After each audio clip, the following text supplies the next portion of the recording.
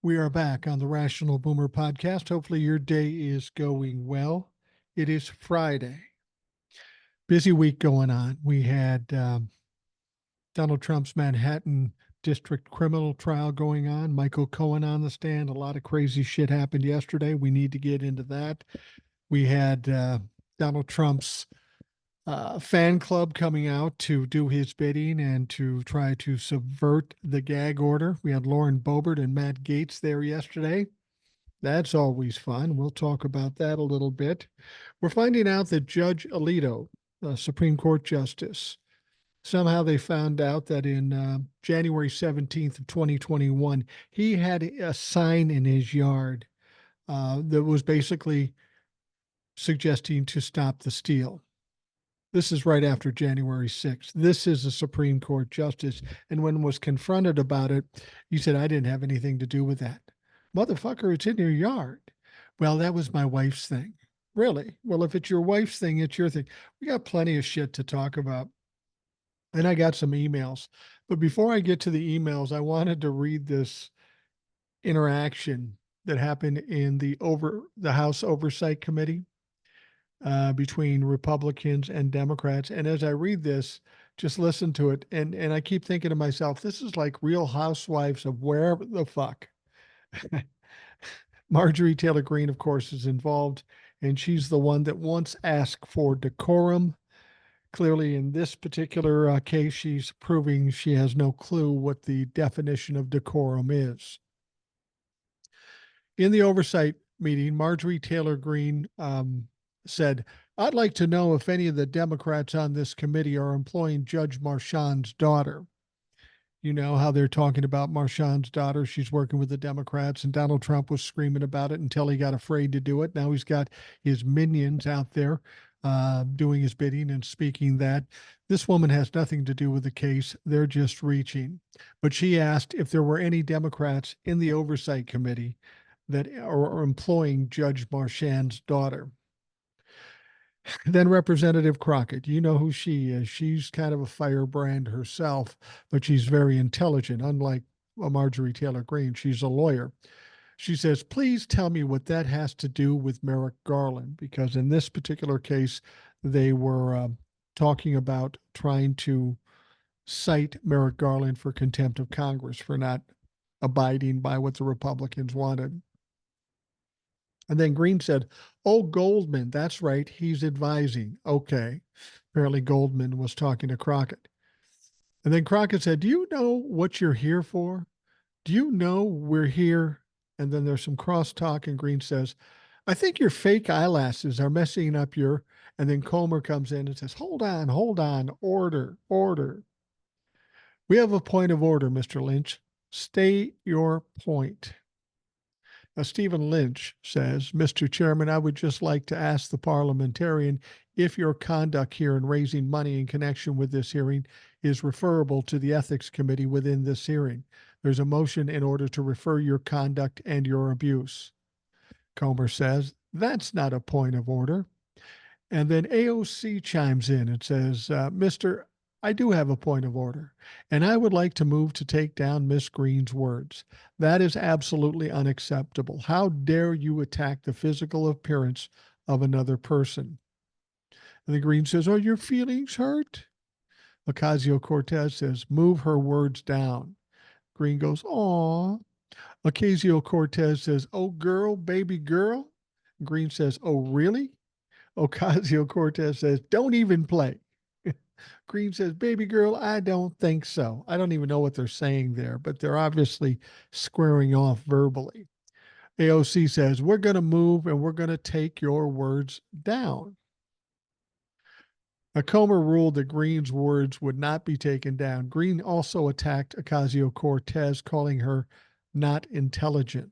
And later, Crockett took a shot at Greene disguised as a point of order about what constitutes a personal attack. And this is how this went. Crockett said, Mr. Chair, point of order. Comer says, Miss Crockett. She says, I'm just serious to better understand your ruling. If someone on this committee then starts talking about somebody's bleach blonde, bad built, butch body, that would not be engaging in personalities, correct? Comer says, what now? Luna says, Chairman, I make a motion to strike those words. Comer says, I don't think that's a parliament. And Crockett says, I'm trying to find clarification on what qualifies. And Comer says, I have no idea what you just said. Luna said, we're going to do this earlier, you guys. Then there was a lot of crosstalk. Comer, being the boss, said, calm down, order, order, order. Crockett said, no, no, no, I'm not going to calm down because this is what y'all do. So I'm trying to get clarification because y'all want to play games and you don't want me to. And then Luna said, I can't hear you with your yelling. And Crockett says, and you don't want to. Luna says, calm down. Crockett says, no, don't tell me to calm down because y'all talk noise and then you can't take it. Luna says, you're out of control. And Crockett said, because if I come and talk shit about her, you all gonna have a problem. Now, this is in the House of Representatives. I don't blame Crockett and AOC for being mad because Comer's the chairman and he lets his people get away with anything. And then, of course, tries to shut down the Democrats.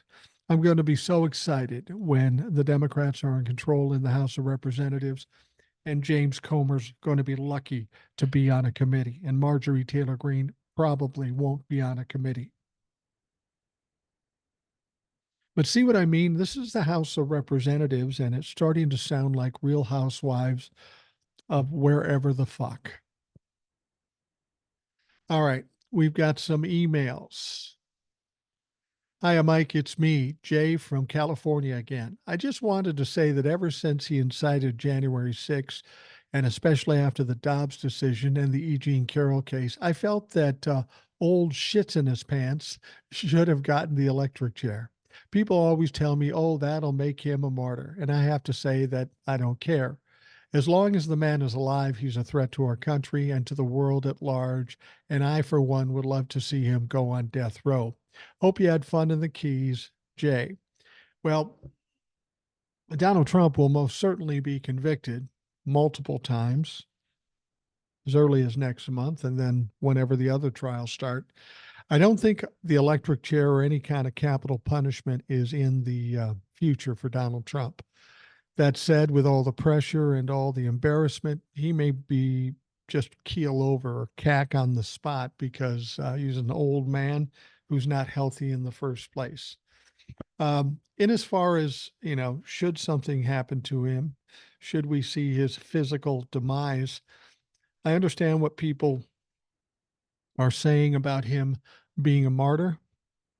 I don't really care about that either. As long as he's out of the mix, we're in much better condition. Whether he be in jail, locked down in his house, or just pass away, we're going to be better off as long as his voice isn't being listened to anymore.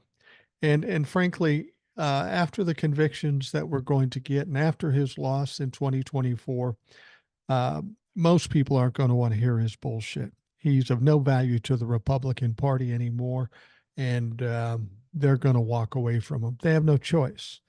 They keep getting their ass kicked as long as they stand beside Donald Trump. Donald Trump will have no more power. He won't be running for president anymore, and they're going to want to wash their hands of him as quickly as possible.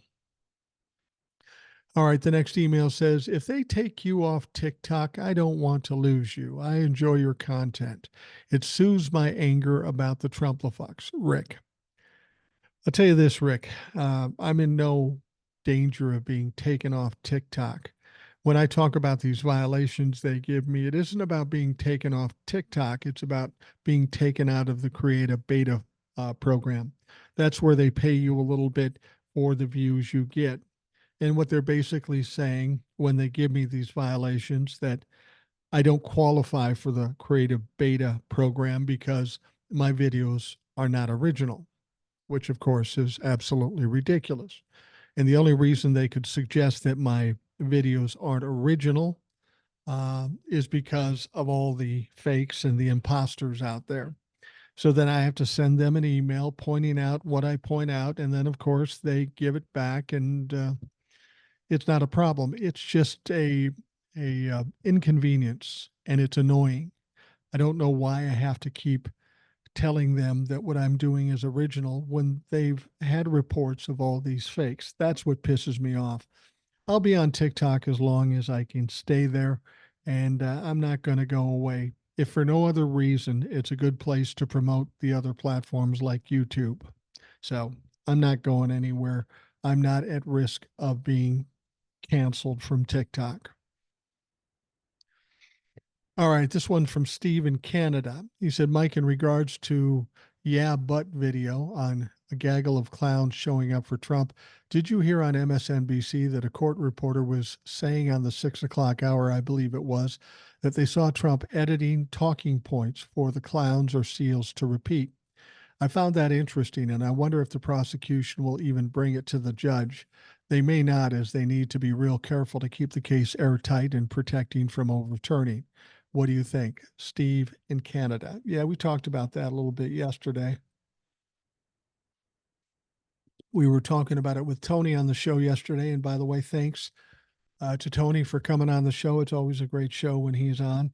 Um, yeah, I think at this point, what they're going to probably do is try to get through this thing. We're coming to the final strokes of this particular court case, and they don't want to do anything to confuse the situation. But as I told Tony, it wouldn't surprise me that right after or at the end of this trial, they make a complaint, and then that's something they have to address after there's been a decision. But I think first and foremost, they've got to keep this trial running the way they have it running currently, and that they get the jury's decision and get that done with. First and foremost, that is the most important thing. So I'm not sure if the prosecution is going to do anything with it. I mean, let's be honest. They got these clowns coming out saying what they're saying. And my question is, what good is it doing? It hasn't accomplished anything. They look like fools. They're going to be stained with this for the rest of their lives. It's going to show up in campaign commercials every time they run for something. Yeah, they don't realize how much damage they're doing to themselves. And I think the prosecution just needs to do what they're doing, get this trial done, get the convictions. And once Donald Trump has been convicted, it's going to be like shooting fish in a barrel. He's going to become weakened. He's going to be losing his shit, and they'll just start piling shit on him. All right, the next one says, Dear Mike, people having fun discussing DT sleeping in court. Various explanations I've heard from pundits, including his age, or B, his decision to stay up all night posting on social media, thereby being overly tired during the day. I have my own theory, and I have not heard from others, and that's that he's taking a tranquilizer of some sort in order to keep his anger in check during his time in court. His lawyers don't need him having outbursts or storming out of court, so he may be drugged as means of controlling him. Have you heard any speculation on this front, Denise? Well, I've made that speculation too, that he may be taking some kind of sedative to calm his ADHD ass down, or ADD. I don't know which one it is, but that wouldn't surprise me if he's on some kind of medication to keep him quiet and keep him from doing crazy shit. That's distinctly possible. I mean, that may be the only thing to do to keep Donald Trump's mouth shut and be able to sit in one spot for any period of time. All right. Thank you, Denise. Next one says, Hi, Boomer. This may not be an email to read live, so look at it first. I looked at it first, and there isn't an email I won't read live. It doesn't matter. The emailer goes on to say, You mentioned again on the great episode with Tony that you don't drink. I think you've mentioned that before and maybe even alluded to prior problems with alcohol. I'm a fool for the devil's lettuce, but I don't drink hardly at all. It's just never has suited me. But alcohol has impacted my immediate family in very real and sometimes intense ways. Do you mind describing the circumstances of your not drinking? How, why, and when did that come about in your life? If this is prying, I apologize and obviously feel free to ignore or not respond. I'm naturally interested in people's lives, and as someone I listen to daily, that includes you. I also have reasons to always look for positive examples of people who have stopped drinking. Best garage door Jeff. No, I don't mind talking about that. That's the one thing about me. There are things in people's lives, and a lot of people won't talk about them. Oh, I'd be embarrassed. I've got plenty of things in my life to be embarrassed about, but I don't avoid talking about them ever because it really doesn't bother me. And as far as drinking goes, um, I had no major tragedies. I didn't even go to AA or any kind of rehabilitation program. You have to understand, in my neighborhood in the 70s, we as kids started drinking 14 years old, 13 years old. We'd get beer and wine and all that stuff. We lived near the Mississippi River, and there's these big river bottoms. We'd go have parties there or parties at people's houses. And when you start drinking that young, it's illegal, and we knew it too. So when you're a young man, or even some young women back in those days, we would drink, and we would drink cheap, shitty stuff. To this day, if I walk into a liquor store and I see a bottle of Mad Dog, my stomach starts to churn. But I drank beer mostly than anything. Some alcohol as I got older, and alcohol just intensified how I behaved uh, from when I was on beer. I was never a mean drunk or got really in trouble or that sort of thing. I did some stupid shit. There's no question about that. But so I started drinking at a very young age. And because it was illegal, those of us in my group of friends, we did one thing. We drank for one reason, not because we liked the taste. We drank because we wanted to get drunk. And we wanted to get drunk because we do more fun shit. And it was easier to talk to chicks. I'm just being honest here. That's true.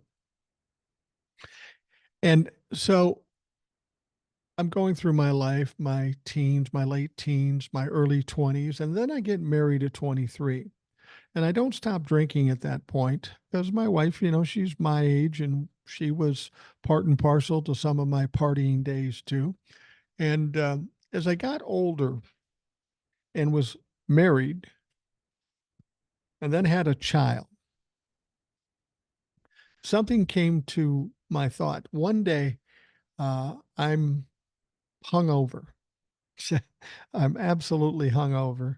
And my wife is not happy with me because I'm hungover. We now live in a house and we got some shit to do outside. She says, okay, get up, get outside. We need to rake the front yard. I'm going to rake the backyard. So she hands me a rake and I start off. And by the time she comes up to check on me, I've got the rake leaned against a tree and I'm sitting down, pretty much asleep. She wakes me up, gets me going again, yells at me a little bit, and goes back to what she's doing in the backyard. And then when she comes back out again, the rake is up against a tree and I'm laying on my back, just tired and sleeping and hungover and not feeling well. And that day was kind of a epiphany for me because I was thinking to myself, I've got a house, I've got a wife, I've got a young son, and I've got a job.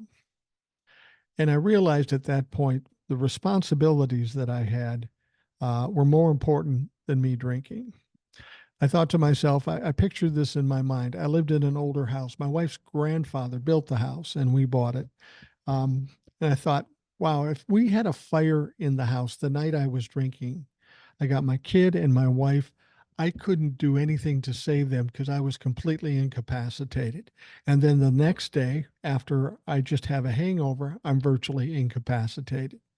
So, with a little encouragement from my wife and my own common sense, I said, I need to stop this. I need to quit. I put my time in drinking and partying. I just need to stop. And at the time, it seemed like a hard thing to do. It didn't seem impossible because I didn't live to drink. I didn't drink all the time, all day. But when I did drink, I pushed it hard. So it was a matter of changing my social situation. So one day I just said, I quit drinking. And my wife was a little dubious that I would actually do it. But I was pretty set in my ways. I saw what the potential dangers were. And like I say, I had no major tragedies when I was drinking, but I got into some shit here and there. And I just didn't need to do it. So at 29 years of age, I said, I quit. And I did. And I haven't drank since. Now, there are times when I'm sitting thinking about it now. I think I told my wife this. I said, at my age now, I could probably have one or two beers and quit and not get caught up in it because I don't have any great desires to drink. There is no pull for me to drink. I don't really care about it. But I said, at this point, I haven't drank for 35 years. What's the point? Why would I do it? So I just never went back to it. And I don't drink. I don't think about it. I don't care if people around me drink. My wife will have a drink at dinner or something like that. Doesn't even cross my mind. It doesn't matter. And you know what I told my kids one time, they said, "Why did you quit drinking?" And I said, when I was young, I was under the misassumption that when I was drinking, somehow I became the toughest and sexiest man alive. And clearly I wasn't really the toughest and sexiest man alive, but in my head I thought I was, and eventually it just isn't cute anymore. So I quit. So my kids, for all intents and purposes, have never seen me drink. My wife has. She don't want to see it again. And she hasn't had to for 35 years. So that's the story. And that question is coming from Garage Door Jeff. And of course, he has a PS. He says, PS, Mike Johnson in particular, showing up outside the trial and declaring Trump innocent is such a disgrace. I guess that means that our judiciary, as well as those citizen jurors, are corrupt or chumps or both. Fuck you, Mike Johnson. You know what? And I think you're absolutely right. I think what those members of Congress who are showing up at the court are demeaning our judicial system, demeaning the people within the judicial system, and it is absolutely a disgrace. They may not realize it now, but years from now, that's going to be hanging around their neck, and they're going to have to answer to it, and it's going to be hard for them to do. And they fucking deserve it.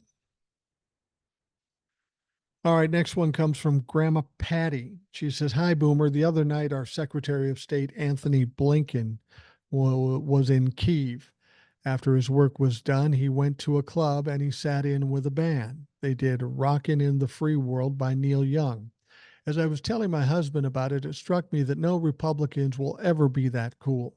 So here's the figure. This is how I figured out part. I'm not sure what she meant there. We won't let them sit at the cool kids table because they'll never be cool kids. Am I right, Grandma Patty?" Oh, yeah, that's absolutely right. There isn't a Republican that's one of the cool kids. Now, I've often said that, my goal hasn't been to be the richest, the most handsome boomer or grandfather, but I'm definitely going to be the cool grandfather.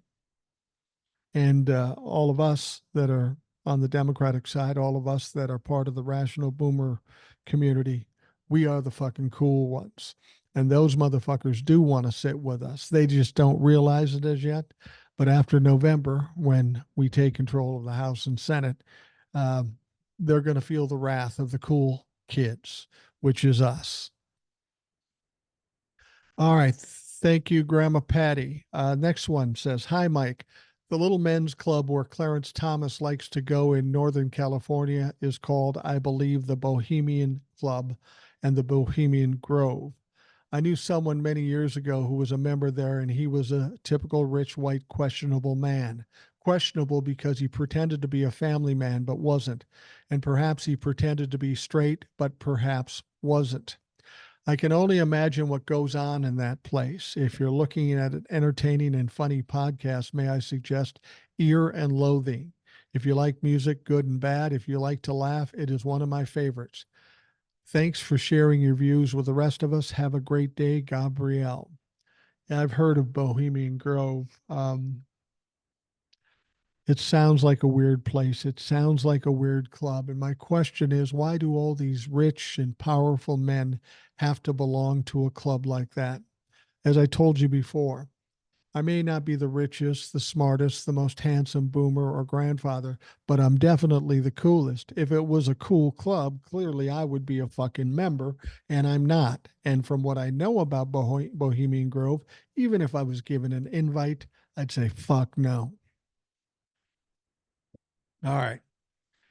Next one. Hi, Mike. I've been thinking about something we were talking about when I was on the podcast last time. We were talking about the time before Roe. I think remembering what it was like before is why some of the boomers want it gone. I talk about how my mom mentioned girls in her class would disappear and come back later like nothing happened. The pro life crowd wants to make it all private again. They want to be able to ignore women getting pregnant who weren't trying to. Pre-Roe, with it hidden, they're able to lie to themselves about how much it's happening. They also want the same thing for people being LGBTQ. The Republicans want those people back in hiding so they can believe they don't exist. Out of sight, out of mind. I was reading some of the comments on the podcast that I was on. Some said adoption should be affordable. As an adoptee myself, I heard horror stories. My own parents have told me that it was over $10,000 in the 80s. I'm sure it's only gotten worse. Our Do Nothing House is at it again. They passed a bill that will die in the Senate or get vetoed by Joe that would force him to allow the sale of weapons from the U.S. manufacturers to Israel. Besides that, they are trying to hold Merrick Garland in contempt of Congress for not turning over the recordings from the Hur investigation. They want to go fishing through them to find a reason to impeach Joe Biden. Well, they've been fishing a lot and they haven't caught fuck all. Lastly, certain members of the House want to give Dirty Diaper Donnie the Congressional Gold Medal for his leadership.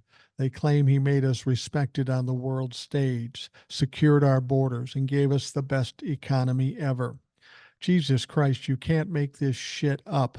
Like I said on the podcast, this would be the plot of a made for TV special or something. You know, it's funny when they say they had the best economy ever, and they talk about how, thank you, Eric, by the way, they talk about how bad the economy is now, and they blame it on Joe Biden. I just heard some facts and figures that suggest otherwise. The Dow went up over 40,000 points or up over 40,000 for the first time ever.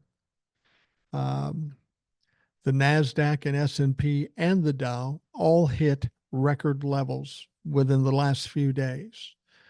We understand that inflation is starting to cool off and that is starting to come down. That seems to me like the economy is going pretty well, you would think. But that's not what Republicans and big corporations and the wealthy people are saying. And it struck me as strange when you think about that. If Wall Street is going gangbusters, who's making money? Well, the rich motherfuckers, the corporations, they're making a lot of money. So why would they talk shit about it if they're already making a lot of money? And what struck me is that there's something more important to these people than money, believe it or not, and that is power. And if the Democrats have a strong economy, that means the Republicans and the wealthy will never get the power back. They think, okay, you got it running good now. Now we'll take it over and we'll make all kinds of money and have the power.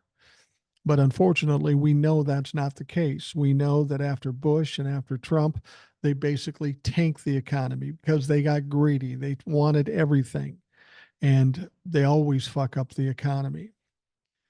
But the reason they keep saying the opposite of what's actually going on is because they are hungry for power. They want control over the country and they want control over all of us. We need to keep that in mind as we get closer to the election. We know what happens when they get power, and we have to do everything we can to make sure they never get power again. We know what they did with power during the Trump administration. We know what kind of condition we're in now. If not for Joe Biden and the Democrats, the economy wouldn't be where it is now. We'd still be in the shithole. And frankly, the Republicans would love that because then they could say Joe Biden is really horrible for the economy. But they can't say it. So they make some shit up. They pull some shit out of their ass and they say it's bad, even though it's good. Again, remember, money's important. They are greedy motherfuckers, but power is more important to them. And this is something I've always known, not always in politics, but when I was in business, um, I would get people calling me up and saying, Mike, I want to buy what you've got. And immediately they would think they have power over me because I'm the lowly guy trying to sell it to them. I really want their money. I really want their deal. So they think they can push me around. And when I realized that, I thought, how do I combat that? How do I stop that? Because I'm not going to be somebody's whipping boy. And what I come to the realization of was I need to take their power away. And the only power they have is they think they are over me because I'm hungry for their money. So what I did instead is when they pulled that shit, I said, listen, I don't like your fucking attitude. I'm not selling you the shit, and hung up on them. And when I did that, I took their power away because they really wanted what I was selling. They just wanted to use the leverage they thought they had. So by telling them, I don't care if you buy this, in fact, I don't even want to sell it to you, I stole their power. And you know what they did? They came back and they begged me to buy the shit because they knew it was a good deal and they knew they would make money. I took the power away from them and I won. It wasn't even that I won, it was that it was fair in the long run. They wanted all the power. They wanted to do anything they wanted to do to me and the seller. And I just wasn't going to let them do it. So when it comes to our government, when it comes to politics, we need to do the same thing. We need to take the power away from those motherfuckers. When Donald Trump gets convicted, they take all his money. That is the end of all his power. And once his power's gone, he's going to be a whimpering piece of shit. And that's what I'm looking forward to. All right. We are going to take a quick break and we'll be right back.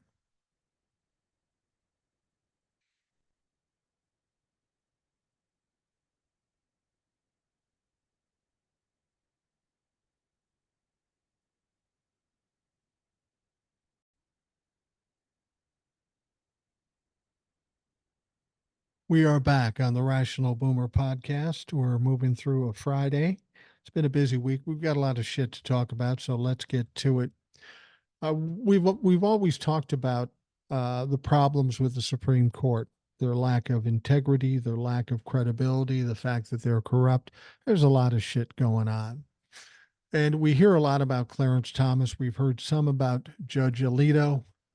We got some more about Alito. And this is truly troubling. I don't know where this is going to go or how it's going to come back on Judge Alito, but something needs to be done. And it pretty much illustrates what we already knew about Samuel Alito.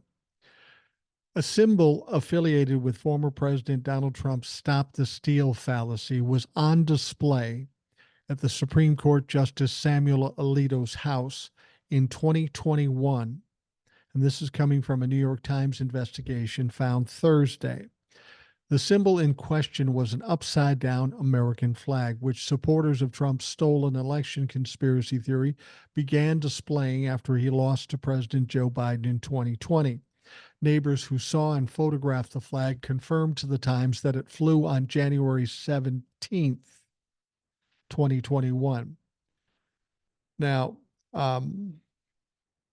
the conservative justice admitted it, but said it was his wife's doing. Well, then it's your doing.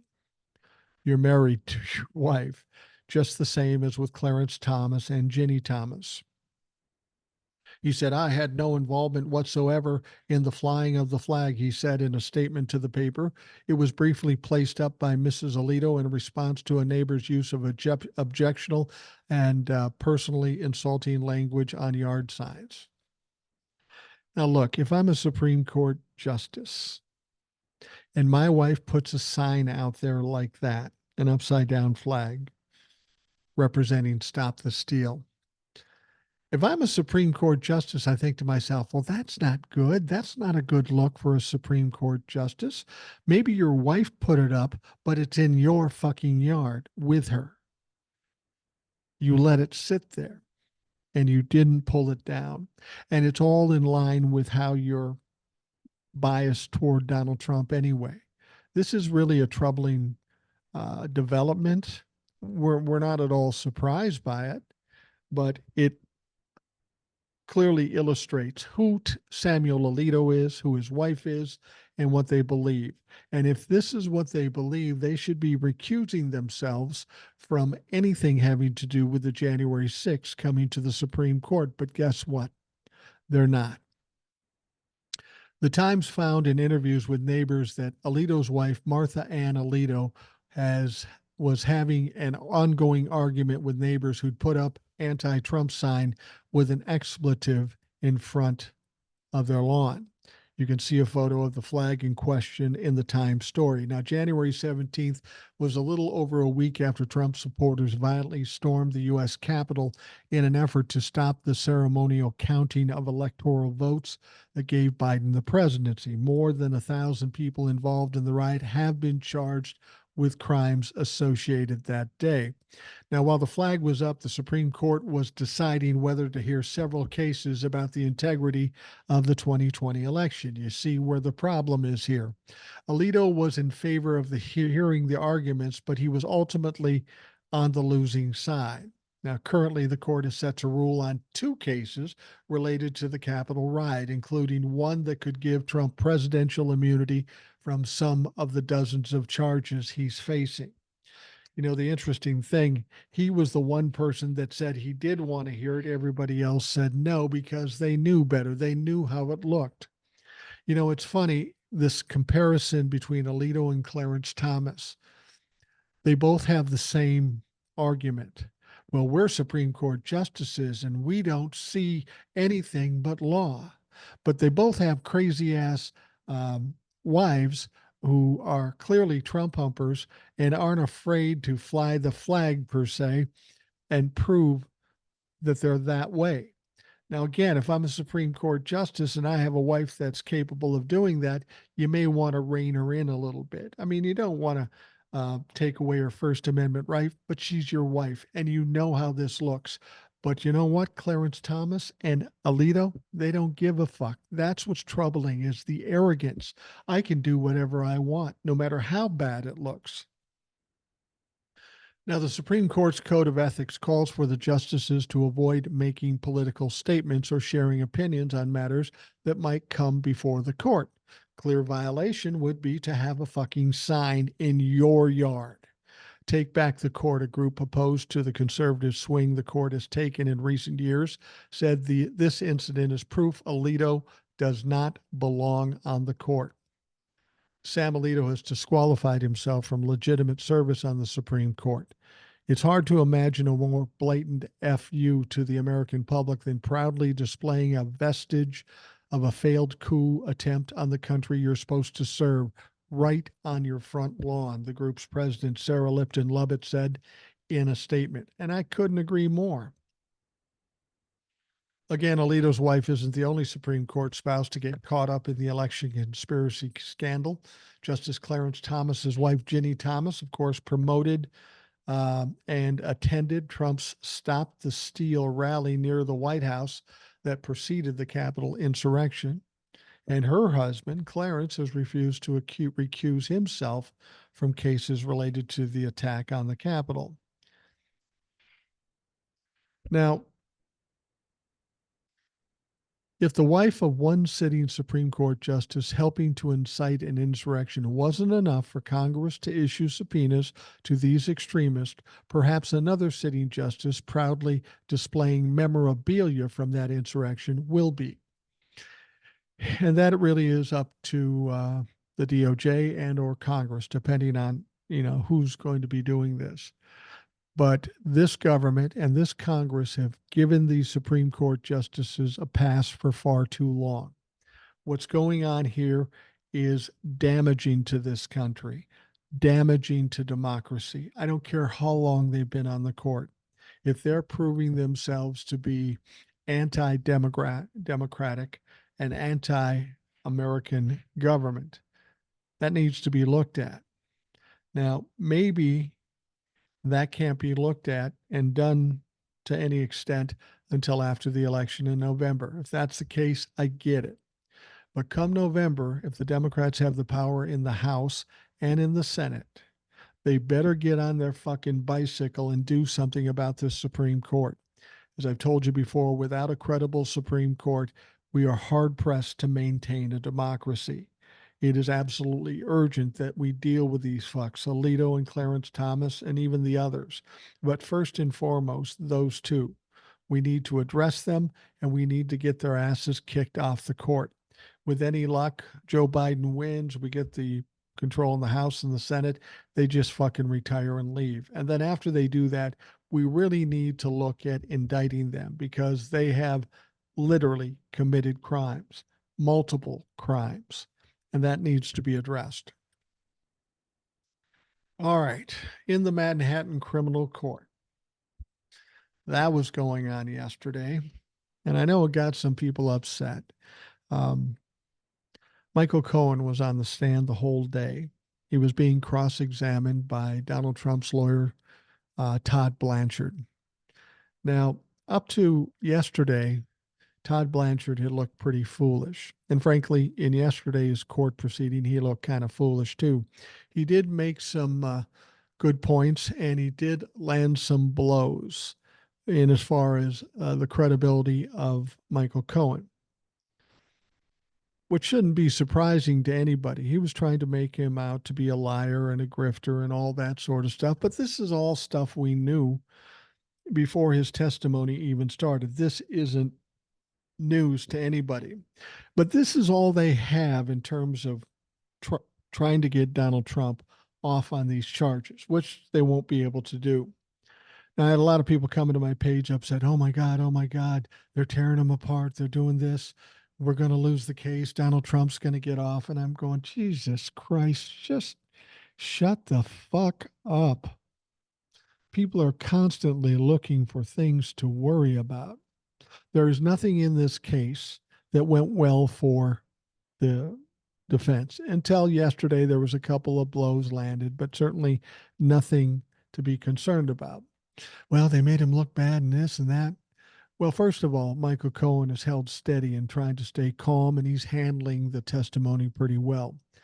They're suggesting he maybe lied even while he's on the stand, and if he did, that would not surprise me. He's a fucking consummate pathological liar. We knew that. But everything he said is also corroborated by the other witnesses that don't have that taint. So anyway, I was watching Lawrence O'Donnell on MSNBC, one of the few guys on television that I actually like and that I kind of trust. And he made a point. Yeah, the defense team did score some points on the credibility of Michael Cohen, but they did nothing to offer up any explanations for the literal things that Donald Trump is charged with. Todd Blanchard even referred to Michael Cohen as the defendant, which he's not. Anyway, the story is laughter started Thursday during former President Donald Trump's criminal trial when his attorney made a plea to the judge and received a swift and stern no. If you talk to people, it sounds like Todd Blanchard had a great day and Michael Cohen had a bad day and we're in trouble fucking now. That's really not what happened. Todd Blanche asked to approach Judge Juan Marchand within the first 15 minutes of his second day of cross-examining Trump's former fixer, Michael Cohen. The first 5 minutes saw Blanche apologizing 3 times and prosecutors successfully objecting to his wording twice. Blanche appeared to struggle to frame questions about Cohen's communications with Detective Jeremy Rosenberg about a New York Times article on the indictment. Michael Cohen said, "I'm sorry, I don't understand your question. It's confusing." He went on to say, "Did Detective Rosenberg tell you they told the New York Times about the indictment before they told you?" Blanche demanded. At this point, Marchand interjected with his own clarification question. "When you say they, who are you referring to?" When Blanche then pivoted to a CNN interview in which Cohen compared himself to David and Trump as Goliath on his back, he asked for an opportunity to speak with the judge and got his laughter evoking no. Cohen appeared in the Manhattan Criminal Court Thursday for his second day of cross examination. Um, Cohen says he helped Trump funnel funds to adult film star Stormy Daniels and was later reimbursed by Trump, who denies an affair with Daniels and has pleaded not guilty to the charges brought by Alvin Bragg. Tensions ran kind of high in court as those once close to Cohen warned he might fly off the handle despite a performance during cross on Tuesday that earned him kudos. The pressure is also on Trump's lawyers, especially Blanche, to discredit the prosecution's star witness. But that does nothing to discredit the actual charges.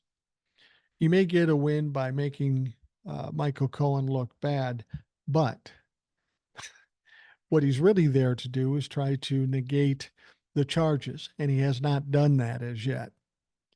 The cross cannot be worse than last session, so Blanche was set the bar low for today, said former prosecutor Andrew Weissman. Right now, not a lot to do to clean up any points, if anything, on redirect by the state. And redirect is where the prosecution will come back and try to clean up some things that the defense did. But as Andrew Weissman has pointed out, there's really not much to clean up because they didn't do anything. Behind Trump, clad in a blue blazer and red tie, sat his son Eric and Representative Matt Gaetz. Not a bright crowd there, neither of whom mimicked the former president's iconic ensemble as several allies did earlier this week. And Lauren Boebert was also in attendance, which is interesting to me. She's there paying homage to her Lord and Savior, but her own son is in court in Colorado for his multiple criminal charges. And he goes into court on May 9th and he gets admonished because he doesn't have a lawyer. The judge said, "Hey, we can just give you a free lawyer. We can do that." And he says, "No, no, no. It's just, it's just that it's so expensive." Well, the judge isn't going to take that too much longer, but it seems ironic that Lauren Boebert from the Family First Party is paying homage to her orange Lord and Savior while her son is twisting in the wind and she can't even afford to get him a fucking attorney. But he's a criminal anyway, so whatever happens to him, good riddance. Now, let's talk about some of these clowns that are showing up. More and more of Donald Trump's Republican allies are showing up to court.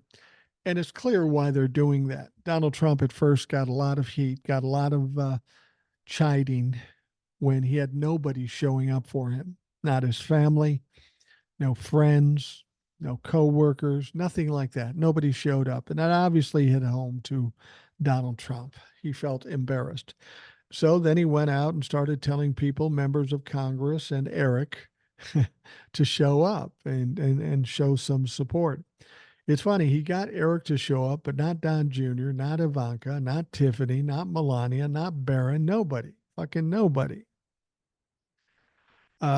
So these members of Congress were making trips into New York City to give speeches outside the courthouse, condemning everyone from the prosecutors to the judge's family, often attacking people who were off limits for Trump himself to attack due to the gag order in place against him. Now, a few of them, like Senator Tommy Tuberville, have even admitted that they were there to attack witnesses and court officers and families because Trump cannot. Not the smartest thing to say that you are trying to subvert the gag order in deference to Donald Trump.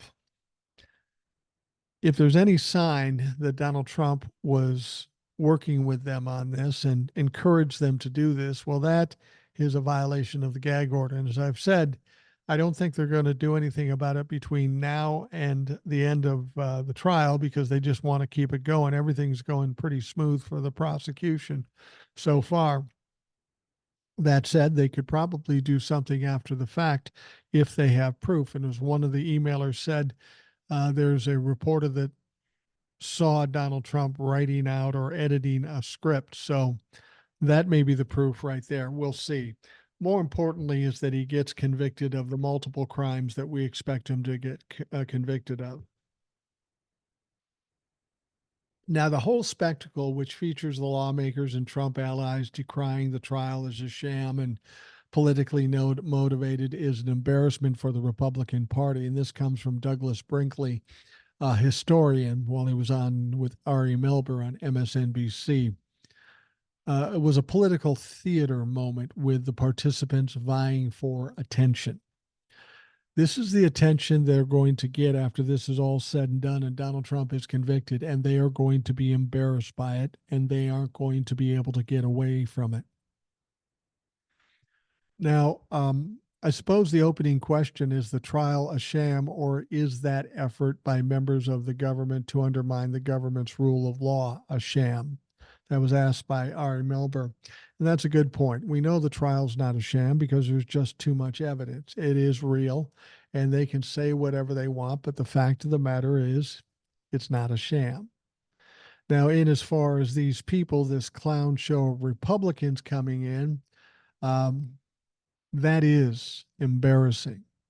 That is the Republicans trying to subvert rule of law. They don't care about the law. They just care about their guy getting off and being able to do whatever he wants. Unfortunately, that's too little, too late. Donald Trump is on trial and he will be convicted. Dozens of Republicans are saying the same kind of words because Trump wants them to. You have a gag order on me. Well, you can have my surrogates. They're going to defend me. That's what Brinkley was saying. He says, look at Matt Gaetz. He's a neo-fascist, Proud Boy rhetoric there. He said, look at Tommy Tuberville tumbling in from Alabama. The collective idiocy of the Republicans there to defend Donald Trump, it's embarrassing for them. The Republican Party has many good members, smart people in it, but anybody who thought to show up and kiss Trump's ring or dirty diapered ass and grab a media moment, I think dented their reputations, Brinkley said. That's the thing about it. It's not just members of Congress, it's members of the Supreme Court, it's his own lawyers. They do whatever Donald Trump says. And the problem with that is Donald Trump is a fucking idiot. He has no idea of the law. And he's making his lawyers do things that make them look stupid, that make him look stupid. And then when it fails, he blames the lawyers. This is who Donald Trump is. The lawyers, frankly, most of the lawyers that he's ever employed have either been sanctioned or disbarred. The people that he currently has, they can plan on some trouble after this is all said and done. So it's fucking ridiculous and it's embarrassing. And they will look back at this as a big fucking mistake.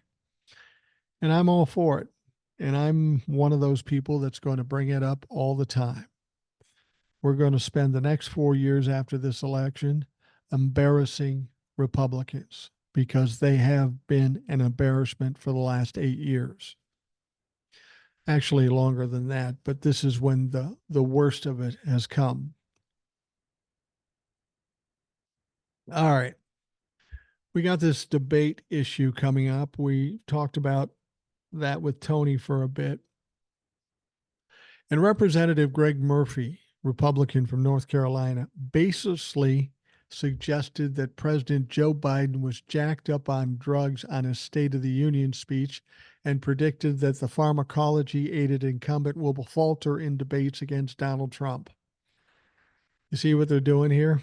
Donald Trump says, I'll debate him anytime, and then Joe says, fine. And now they're trying to come up with ways to make excuses. I'll be surprised if Donald Trump shows up to a debate on June 27th. That's just too close. He will have been convicted of multiple felonies. He will not be in a good mental state. And if he does show up to the debate, it's going to go badly for him.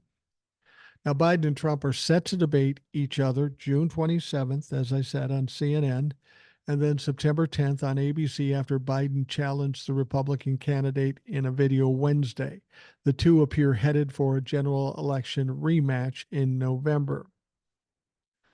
Now, Maria Bartiromo says, how do these debates play out? She asked Murphy on Thursday. Murphy immediately jumped on unproven allegations repeated multiple times by Trump that Biden was on a stimulant of some sort during his energetic address to Congress back in March. Trump even demanded drug testing for any potential debate earlier this year. And this is how the Republicans do things. Well, how could we lose the election if Donald Trump got bigger crowds? How could Joe Biden be so cognizant when he did the State of the Union unless he was on drugs? They have no proof of it. They have no evidence of it. They just can't be wrong, and they have to come up with an excuse why they were wrong. Now, Murphy said, I'll just be very plain and simple. A urologist and a co-chair of the House GOP Doctors Caucus, I was in the State of the Union address, and Joe Biden must have been jacked up on something that day. I absolutely believe that from a medical point of view, and actually have a little bit of good knowledge that that happened. He can't stand it. He can't stand under the lights for that long, and I don't think he can keep a concept in his brain that long. Well, this is projection again, because clearly Donald Trump can't. In his recent rally, of course, how he went off on a tangent of Hannibal Lecter, for fuck's sake. It's Joe Biden that can't hold his attention and can't complete a sentence? Please, motherfucker. The opposite has been proven. Now, Murphy advised Trump to stay presidential during the debates and predicted that Biden will falter and falter if he doesn't have things right in front of him telling him what to do. Yeah, I beg to differ about that. Joe Biden has been in front of cameras and with microphones in front of his face. There was nothing prepared for him, but he seems to be doing fine. I mean, let's make no mistake, Joe Biden's over 80 years old and he's slower than he used to be. But even at 82, say he's 82, he's still much more clear of mind than Donald Trump is at 77. There's no fucking question about that. Now, Maria Bartiromo said, what do you mean when you say he was jacked up at the State of the Union? He went on to say, I believe they gave him something to help him sustain the lights and sustain the vigor that he had, Murphy told the Wrapped host. So they're saying, yeah, he did a really good job. He must have been on drugs. He went on to say, that was not Joe Biden. I was in there. He screamed for 2 hours. He screamed for 2 hours, and maybe we can talk offline and I'll show you something that I think proves that. Well, why don't you put it out in public? I mean, if you really believe it, see, this is how the Republicans always do things. Oh, we've got evidence, but you can't see it. We've got evidence, but you can't see it. And Bartiromo says, you'll show me what? Murphy again insisted he had evidence that would show Bartiromo off camera while leaning into rumors that Biden had plastic surgery. Jesus fucking Christ. He was referring to a photo of Biden at the beach. He said, you can see his surgical scar on the back where he had his facelift. He's being manufactured and puppeteered by the Democratic Party to be president of the United States. And I fully believe that he has to do sometimes with pharmacology. I'm going to follow up on that. I'd like to see more of that, Bartiromo said. That's really compelling. That's also in line with, what some of these conspiracy theories suggesting that that's not Joe Biden at all. That's Jim Carrey playing Joe Biden. Please, motherfucker. God damn it. It's almost embarrassing hearing that come out of your mouth. I can't even argue with these people anymore. I just have to laugh at them because they're so childish and so fucking stupid. Now, we talked about the House Judiciary Committee and how it was like the Real Housewives of the Potomac. But the reason the House Judiciary Committee got together on Thursday was to advance a measure to hold in contempt Attorney General Merrick Garland in an 18-15 party line vote, a step Republicans on the House Oversight and Accountability Committee are also expected to take later this week or this evening. I don't know if they have or not. A last-minute move from President Biden to claim executive privilege over the audio recordings from his interview with special counsel Robert Hur did not dissuade the GOP from proceeding, even as Garland said those asserting the privilege cannot be prosecuted for criminal contempt of Congress. Republicans already have the transcript of Hur's conversation with Biden, but they argue the audio recordings will be more revealing. Oh, you have the transcripts, but there's not enough there?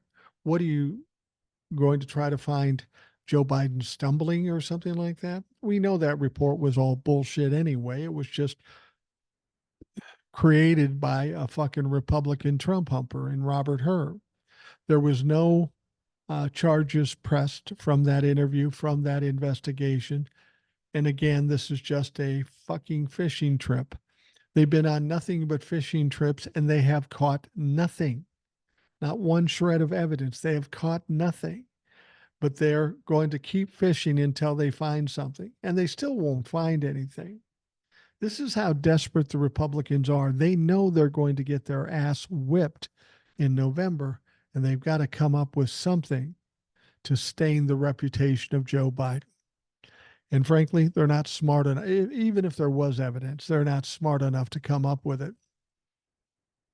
To Democrats, the only rationale for seeking the tapes is so the GOP can use them in campaign commercials, arguing they are misusing power purely for political gain.